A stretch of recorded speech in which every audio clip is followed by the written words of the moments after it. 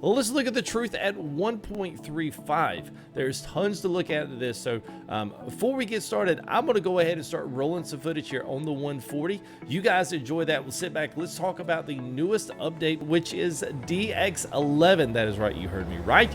It is DX11 is going to be the newest thing that is going to be since sliced bread. And I mean, seriously, as we looked at 135 and I was like, okay, so we've only got room for like 6 patties on the grill. So we got to make these patties the biggest ones and the juiciest and the tastiest ones. This is definitely in the center of the grill and hot spot, and that's going to be DX11. So we are in DX9 right now. If you say, well, what the heck is DX? That's stupid, man. I mean, what the heck is this? You know, what kind of video is this? DX11 is, think of this as the new engine and wiring harness for ATS. DX9 has it was in its prime a couple years ago. Was, you know, the thing is, you guys know how fast tech moves. DX9 was the old engine that ATS runs upon. It's why, you know, some people get mad about the way some things look very dull. They look really, you know, they don't look all that shiny. They don't look all that alive. They don't really have this nice and apparent glow that's not a fake bloom of light around a particular object that's lighter than contrast than its counterpart. But at least anyway, that, you know, it was good for its time. Anyway, it is time for an update. ETS has had these. ETS is also going to be looking probably at their own big update into DX code, hopefully maybe 11. DX11 and 12 right now is what's in, but here's the big thing with that. The reason why DX11 is important is because it's what all the consoles are ported into. So when you have a PC game, it's got to share the same code line as the other one, so they can port from one to the other, make some minor changes, but they don't have 2 separate games on 2 separate level playing fields. Let's say if they moved to DX11 and then kept DX9 and PC, that would suck because the PC would actually not even look as good as the console. But anyway, as you're looking through, you're going to see a lot of things. You're going to see a lot of reflections. You're going to see just the lighting of the actual dynamic. The lighting of the sim seems a little bit more realistic. You've got higher levels of contrast. The white and black ratio balances are definitely offset more than they were with DX11. So DX9. So DX11 is going to bring in new shaders. It's going to bring in, think of it, like I said, the engine and the wiring harness. So it brings in a whole new thing. Now, if it's correctly optimized, we're going to be looking at some really good performance data from ATS for those guys that have average or even higher end average, or I'm not sure how the low average PC works, but you know, if you're running some of that, you might be still limited on mods. It just depends on what actually gets optimized for DX11 and how good SES is at optimizing all of that.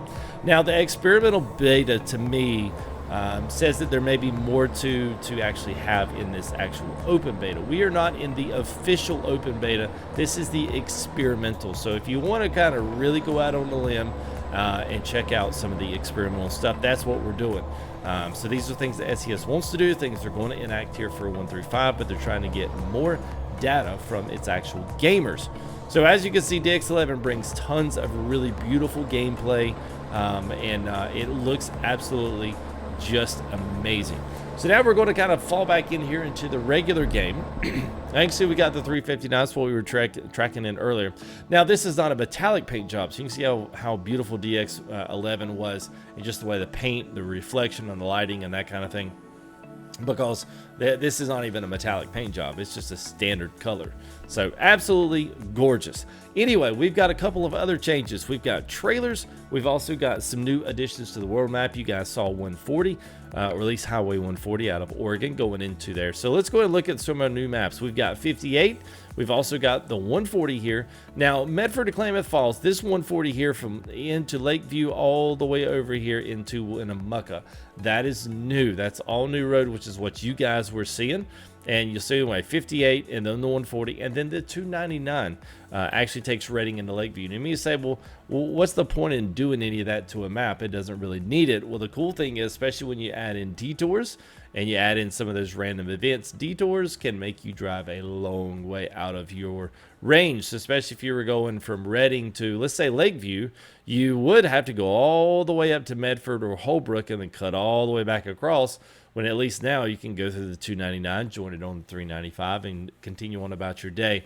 Same way it was with anything else. Anytime they add these connectors, it's always cool because you always get a lot more stuff in there. The other thing that I will point out is that Arizona here in the middle got all new signage updates. So all the signage for Arizona should be pretty much correct now, at least with the roads that they're leading you to, the directions, and the mileage. And they said that really, that if you want to go back kind of that old school, kind of like laying out your route, making sure that you put which road you're going to go here, then the next step 2 is going to be go this way. It would be nice if we had some type of a measuring tool. That would be the only thing that would give you that old school. If you know how many miles you were going to be, and I could actually do trip mileage on your vehicles, that would be pretty slick. Anyway, that's what's going on in the map. Nice new changes in the maps. Before we get to the trailers, let's go ahead and let's just move over to the right here. And you'll see Garage Manager. Now it has an addition, the garage purchase. This is absolutely amazing because now, as long as you've driven through or have visited in a service center, you can either buy it through the game, or you can come in here and buy the garage through the actual user interface. I was like, oh my gosh, it's about time they did this, because nothing worse, Truckers MP or any of those other ones, than having, oh hey, I'm in a Jackpot, you got a garage up there? And then you ain't got it, of course. But if you had been through Jackpot, you could have gone up, bought the garage, loaded right into it, and been done with it. And so that's awesome. Anyway, all right, so let's go to Garage Manager. The next thing that I want to bring up here is trailer managers. And truck managers kind of operate the same way. So let's just go into the trailer purchase. Actually, you know what? Let's go back to trailer manager. Sorry. So let's pick out the chip van moving floor. You'll see that we have a new option down here on the right. So you've got relocate, sell, configure, make private, dismiss, which we've all had, except now we have a copy config. So you're like, what does that do? It copies the configuration of whatever. So let's say this chip van, you had 2 of these. Let's say maybe for, I guess we could say maybe for a driver. So that a lot of people will still do this the realistic economy way. So we'll take this, we'll take some trailers, and you can actually do the paint job copy, or you can do a full config copy on this chip van. So if you wanted to do that, obviously, because we don't have another trailer of its size, but we might even have the drive van. I think we do have some different ones of that one. Yes, we do have the reefer. It's the same thing, it's just a different one. We can actually copy this drive van. It'll give us the total amount to pay by the time we add all of these same options over here, and then it will basically have 2 UPS trailers. You just say, well, there's no point in that. But if there is a point in that, if you wanted to do keep all of your drivers driving the same stuff in there. So, but it will help in Truckers MP. Think about if you had a couple different ones, but you had different trailers, but you had the same colors. So you can actually pull in a paint job copy, or you can do a full config copy on this and keep a complete, new deal on the trailer, which is kind of nice if you think about having all that for Truckers MP.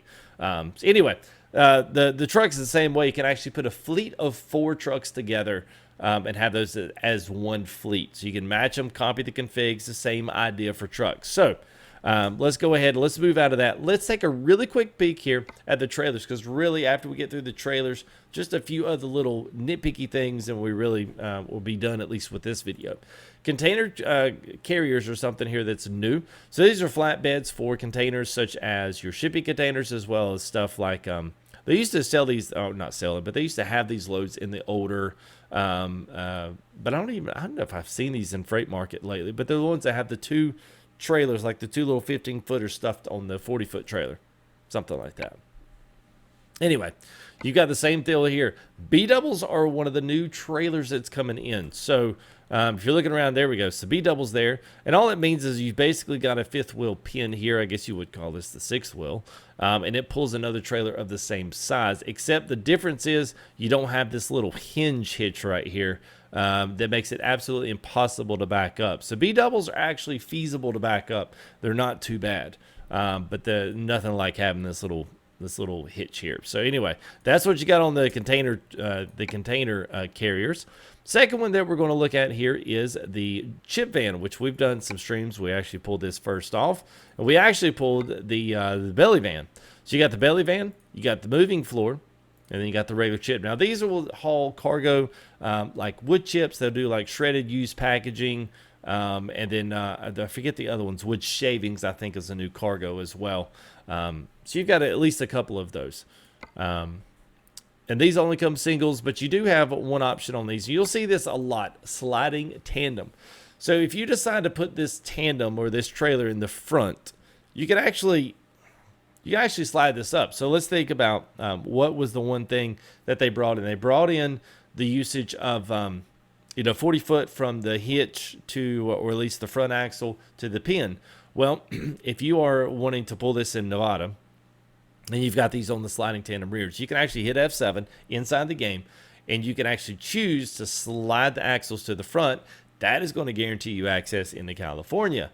So it's a way to kind of automatically adjust your trailer on the fly to pick up a new cargo. And then I'm not sure if we're actually going to be able to, so I would imagine the modders at some point will be able to utilize the sliding axles as a way to kind of counteract and counterbalance some physics if any of that stuff has changed. I have noticed that the trucks are very much more realistically feeling when you're in the when you're actually in and about with the trucks and you're actually running down the road. Especially the sway back and forth, and the suspension looks a lot more realistic, especially on dirt roads. You can really see it, but anyway, it looks really good. So I'm not sure how many physics changes or inside changes like that has been done. I guess we'll find out when trailers and trucks don't, figure out how bad they are. In the end, but the other one, we kind of alluded to it, was the B-doubles. That was the other one, as you can see here. So the B-doubles have this actual hitch thing. It's almost like a frame attached to the back end of this trailer that attaches to the front. As you can see from the regular doubles, it is quite different with that little hinge hitch in there. So anyway, we're going to cancel all that.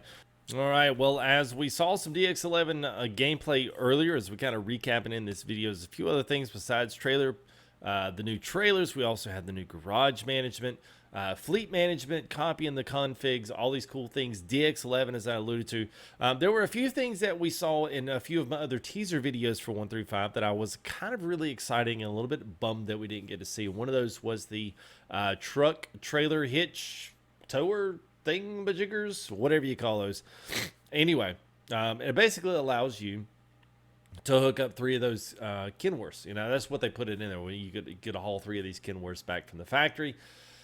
Thing is, that factory is in Washington. So just in doing a little deductive reasoning, I was like, it doesn't really make sense for SES to say give you a trailer like that that's so iconic to that. That's kind of where they're pulling it from the Washington DLC. But we're not getting that in 135, or at least it doesn't look like now. We've gotten all the other trailers. We've gotten all these wonderful UI updates with the different little interfaces to manage with your fleets and stuff, but we didn't have that part of it. So my thought is, and just stay with me here, my thought is they're probably going to bring that out as a free trailer, as kind of a little bit of an update to the update.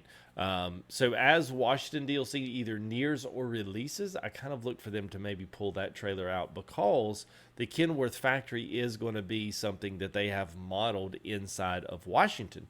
So I'm kind of assuming that trailer is going to come as a free update inside 135 point whatever.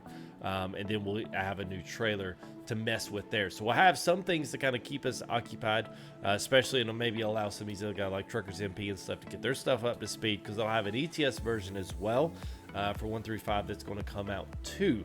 As for how far, it is not at least in a beta yet, so I would at least look for maybe this one to get maybe either released, or we'll get into an open beta officially, and maybe the experimental beta comes up with ETS at that particular point in time. But honestly, I have no idea.